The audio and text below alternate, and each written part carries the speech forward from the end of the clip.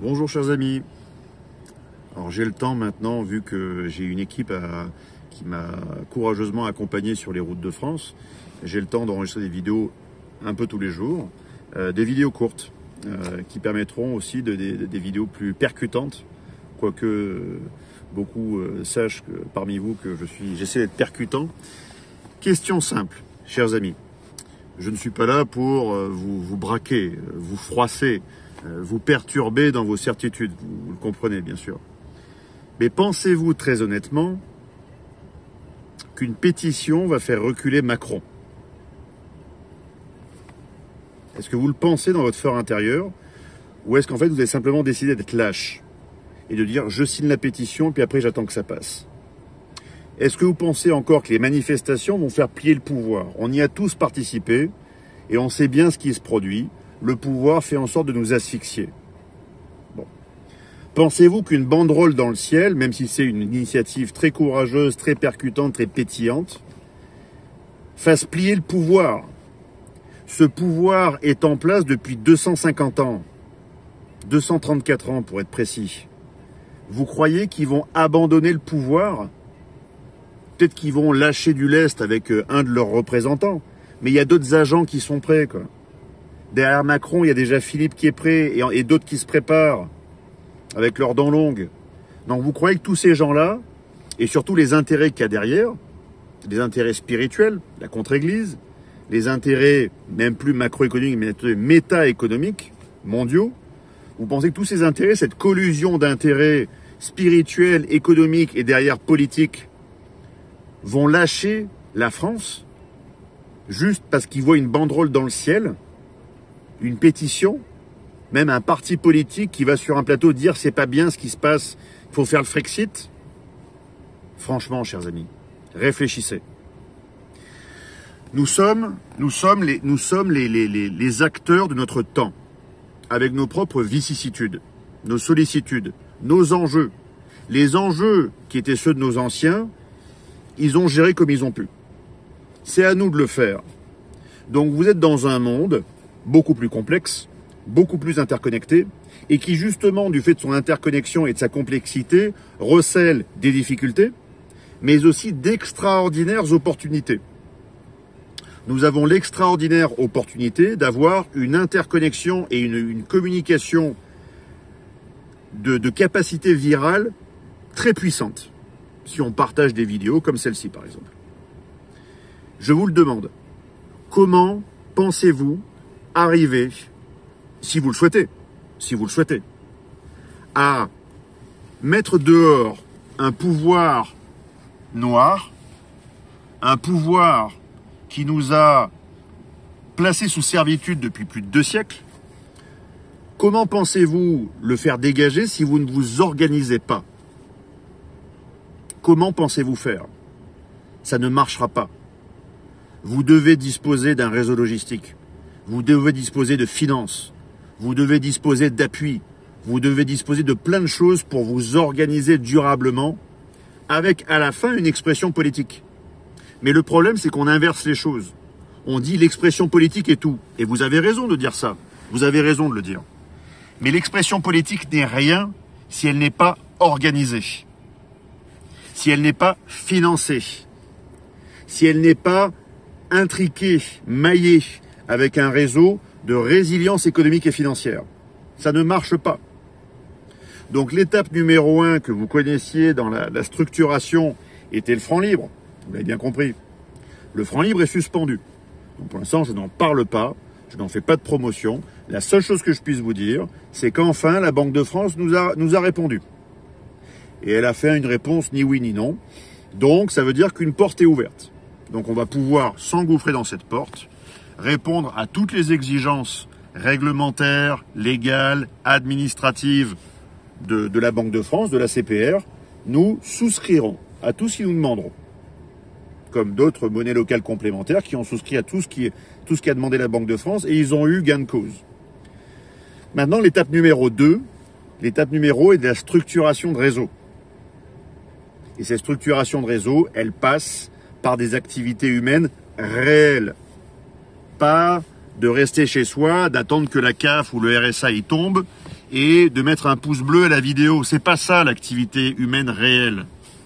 L'activité humaine réelle, c'est l'alimentation, c'est les artisanats, c'est les énergies, c'est comment on continue à communiquer ensemble, toutes ces choses-là. Donc si vous voulez participer à une véritable action, à une véritable organisation, ce qui est compliqué, c'est contraignant, c'est fastidieux, mais c'est nécessaire. Et les militaires le savent, ceux qui vont voir cette vidéo comme les autres, les chefs d'entreprise le savent également, comme ceux qui ont alimenté n'importe quel projet dans leur vie, un projet d'acquisition de maison, de création d'entreprise, quel que soit le projet. C'est fastidieux, mais l'organisation préalable, la logistique et en fait la structuration financière est un préalable indispensable. Indispensable pour alimenter une action politique, politicienne, métapolitique ou autre, sur le long terme. Le long terme. Parce que quand bien même demain, certains se prêteraient à faire des actions, on va dire courageuses, on va dire, j'appelle ça un peu des actions coup d'épée dans l'eau, mais qui montrent qu'il y a une certaine bravoure, une noblesse, bref. Une action salutaire mais inutile. Si cette action est un échec, qu'est-ce qu'on fait ensuite ? Quel est le plan B, quel est le plan C, quel est le plan D ? Vous ne pouvez pas avoir une multiplicité de plans si vous n'avez pas une organisation derrière. Et je sais combien c'est difficile de s'organiser, on le voit au quotidien, rien qu'au niveau administratif, c'est compliqué, parce qu'on part de rien. On part de rien. On avait fait confiance à un État surpuissant. Sauf que cet État, avec tous les fonctionnaires de bonne foi qui habitent cet État a été infiltré, parasité, subverti, pour être orienté contre les intérêts de ce peuple, notre peuple, le peuple français, ou plutôt les peuples de France réunis en nation. Voilà ce qui se passe. Donc là, on se réveille, c'est dur, et on se réveille sans organisation.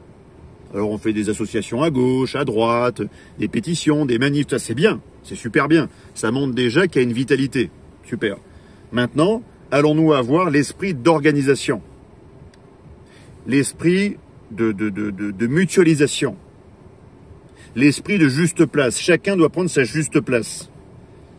Si quelqu'un est bon en parlant, il sera porte-parole. Très bien. Si quelqu'un est bon sur la terre, il sera un référent pour l'agriculture. Si quelqu'un est bon avec son marteau, il sera un référent formation pour former des jeunes à des métiers réels. Chacun sa juste place. J'essaie de trouver la mienne tous les jours, également. Donc c'est pour cette raison-là aussi que nous entamons le Tour de France. C'est le Tour de la résilience. Ça aurait pu être appelé le Tour de la dernière chance.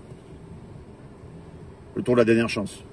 Parce que franchement, si on ne s'organise pas, n'attendez pas que le Seigneur, aussi puissant soit-il, et aussi bienveillant soit-il, vous apporte sur un plateau d'argent ce que vous lui demandez sans lever le petit doigt. Il attend quand même de vous que vous en fassiez un minimum. D'accord ? Donc les providentialistes du week-end, les providentialistes qui ont déjà cotisé toute leur vie, qui ont leur retraite et qui ne veulent plus rien faire, je le comprends. Parce que vous avez travaillé toute votre vie pour ça, vous avez mérité votre situation. Mais ils vont vous tondre. Ils vont la tondre, votre retraite. Ils sont en train de la tondre avec l'hyperinflation. Ils vont vous tondre vos maisons. Ils vont vous tondre vos voitures. Donc que ce soit les jeunes de 20 piges comme les anciens de 80, on est tous dans le même bateau. Donc il faut qu'on construise notre bateau. Il faut du bois, il faut des charpentiers, il faut des forêts, il faut du savoir-faire, il faut beaucoup de choses pour construire un bateau qui flotte durablement. Voilà. Et il faut de la logistique, il faut de la finance. Tout simplement. Voilà pourquoi je reprends mon bâton de pèlerin et je vais sur les routes. Et je vais vous rencontrer. Et même si c'est dur, je m'en fous. Je sais que ça doit passer par là, c'est le chemin que nous devons prendre. Et advienne que pourra. Et advienne ce qu'il voudra. Je m'en remets à lui. Je ne suis pas omniscient, je ne suis pas omnipotent, mais en tout cas, nous avons tous une juste place. Donc, si vous y croyez et vous avez envie de préparer quelque chose, rejoignez-nous. Venez aux réunions, posez-nous des questions, envoyez-nous des informations, demandez à nous appeler, faites-en le maximum. Mais nous devons joindre tous les actifs. Ceux qui ont envie de travailler, qui n'ont rien, et ceux qui ont et qui veulent que la France survive. Tous ceux qui ont et qui veulent que la France crève demain, restez chez vous. Vous vous ferez tondre, comme les autres. Par contre, ceux qui ont de l'argent et qui veulent en fait sauver leur pays, on va essayer de joindre les deux. Joindre ceux qui sont déshérités, mais qui ont encore l'envie ou l'expérience de faire des choses, et ceux qui ont de l'argent et qui veulent que la France vive. Si vous voulez que la France vive, il faut qu'on se réunisse. Il n'y a pas d'autre moyen. On laisse nos petites rancœurs de côté, nos petits égos de côté, et on identifie la juste place de chacun et qui a vraiment envie d'œuvrer. Je veux réunir ceux qui œuvrent, quel que soit le niveau, quelle que soit l'implication, quelle que soit l'amplitude, peu importe. Réunissons ceux qui veulent œuvrer. Voilà, chers amis. Bonne journée à tous, vive la résistance et surtout, vive la France.